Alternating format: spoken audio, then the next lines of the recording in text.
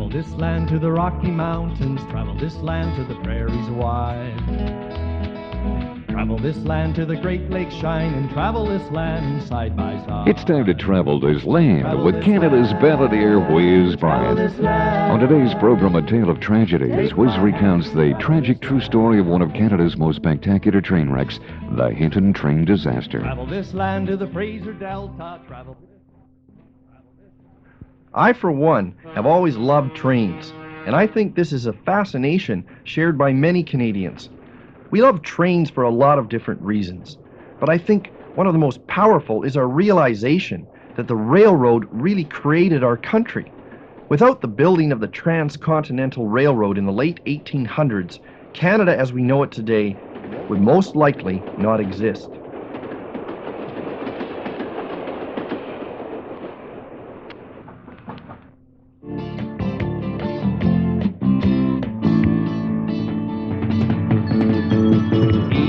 Bound for Winnipeg, a silver skeena flies, whistling through the foothills in the early morning sunrise.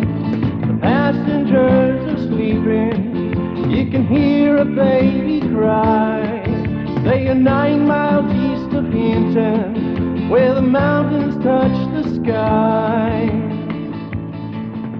I have taken the Via Rail across Canada several times in my life. One of the most notable when I was only 4 years old, and my mother decided to travel from her current home in Penticton, BC, to visit relatives in Toronto.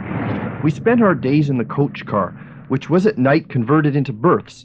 It was a great and magical adventure for a little boy, and one I'll never forget. I hope that future governments will revive our passenger service. It is a wonderful way to travel, and surely a potential boon to our tourist trade. Train travel is comfortable and fun, and most of the time, relatively safe. The number of fatalities from train wrecks being only a small portion of the daily deaths on our highways. But tragedies do occur. One of the most recent and most notable was a spectacular head-on train collision near Hinton, Alberta in the winter of 1986. 23 people lost their lives. It involved a passenger train colliding with a freight, 5 locomotives, and over 70 derailed cars. A terrible nightmare for everyone involved. Canada has quite a history of train wrecks. I think this is partly due to our vast and rugged geography. There's thousands of miles of train tracks out there, and a lot of them are passing through some very rugged country. When you look at some of the tunnels through solid rock faces, the bridges spanning vast chasms, and the complex interweaving of various routes, it's truly a miraculous accomplishment of engineering ingenuity and human spirit. But in spite of man's best efforts, the possibility of accidents are an ever-present danger and reality. It demands continual maintenance, the continual upgrading of safety standards, and eternal vigilance on the part of the railway workers and administration. Freight train number 413's westbound upon the track. 3 locomotive engines with the freight cars on their back.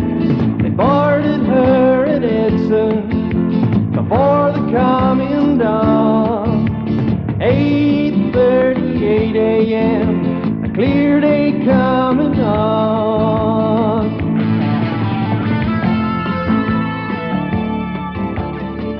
Railway disasters result from multiple causes because there are so many factors at work. In early times, accidents could result from improper track beds, metal fatigue, fire, flawed rails, human error, and frail bridges. Besides Hinton, there are a number of other spectacular train wrecks in our history. One took place in October of 1854 at Baptiste Creek, 24 kilometers west of Chatham, Ontario.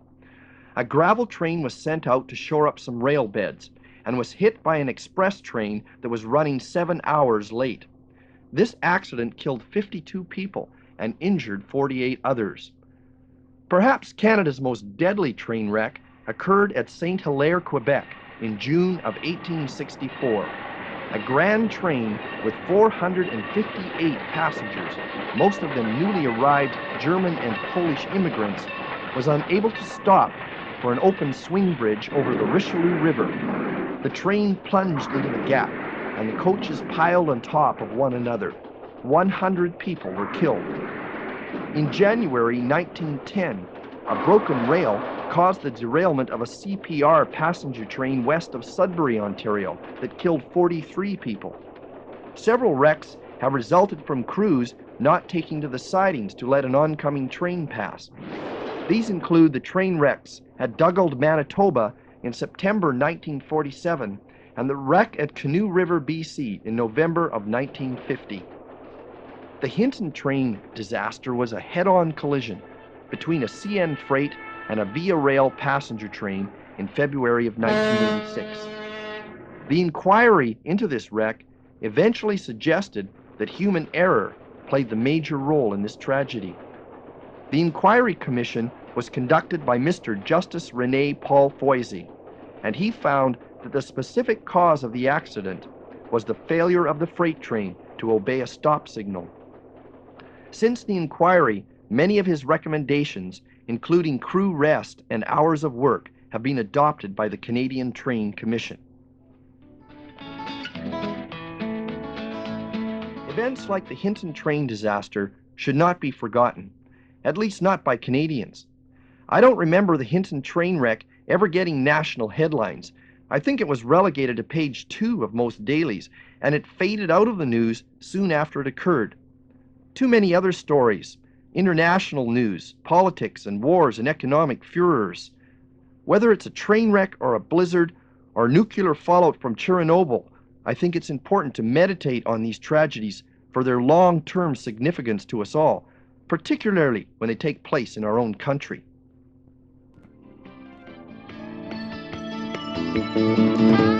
Freight train never waited to clear the one main line. Now 3 red lights are flashing, and they've run out of time. You can hear a voice a screaming, there's a train upon the track. Now there's only silence as the sun is turning black. Beyond the personal tragedies suffered by the victims, their families and communities, there are implications for Canada as a whole. Often it seems that it takes major accidents like this to spur an improvement in the safety of equipment and work practices, and perhaps the complacency of outmoded or inadequate industrial standards is not only the responsibility of the railway company, but also of us, the private citizens, for whom these services exist. For myself, I still love trains and train songs.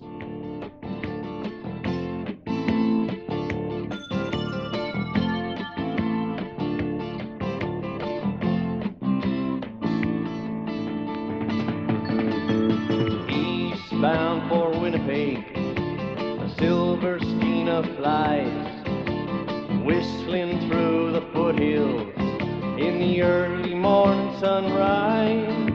The passengers are sleeping, you can hear a baby cry. They are 9 miles east of Hinton, where the mountains touch the sky. Freight train number 413's westbound upon the track. 3 locomotive engines with the freight cars on their back. They boarded her at Edson before the coming dawn. 8:38 a.m., a clear day coming on.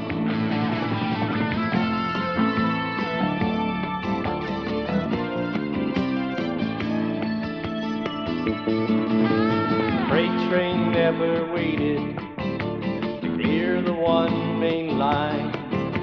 Now 3 red lights are flashing, and they've run out of time. You can hear a voice a screaming, there's a train upon the track. Now there's only silence as the sun is turning black. 5 locomotives tangle in the freezing winter air. 70 cars derailed, dead scattered everywhere. Charcoal clouds of diesel fuel smoldering in the sun. Survivors numb and terrified, God's mercy on each one.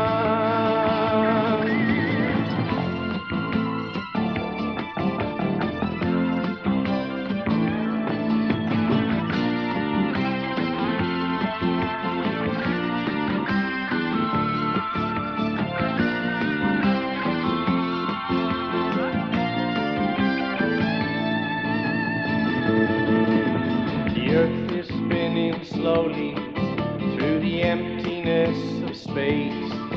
This triumph and this tragedy upon the human race. And the Rockies stand as sentinels of a sleepy pulp mill town. And for the families of these faded trains, the sky is falling down. And the railway men are baffled as the official death toll climbs. Now they say the radio failed and the song has lost its rhyme. And the dead are not forgotten, you can hear their mournful cry when you're 9 miles east of Hinton, where the mountains touch the sky.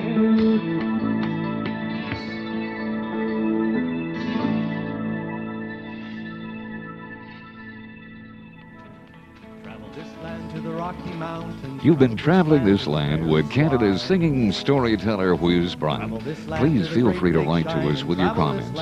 We would be delighted to hear from you. Thank you for listening, and join us again next time for another fascinating Canadian tale in story and song as we continue to travel this land. To the Fraser Delta, travel this land to the Arctic Sea. Travel this land where the wild loons call, and travel this land, come along with me. Travel this land, take my hand and travel this land. Travel this land to the Yukon River, travel this land to Prince Edward Isle. Travel this land to the Gulf Stream waters, travel this land and travel in style. Travel this land so wild and grand, take my hand and travel this land. Travel this land to Baffin's Island, travel this land to Hudson's Bay. Travel this land so full of wonder, travel this land to a brighter day. Travel this land, take my hand and travel this land. Travel this land.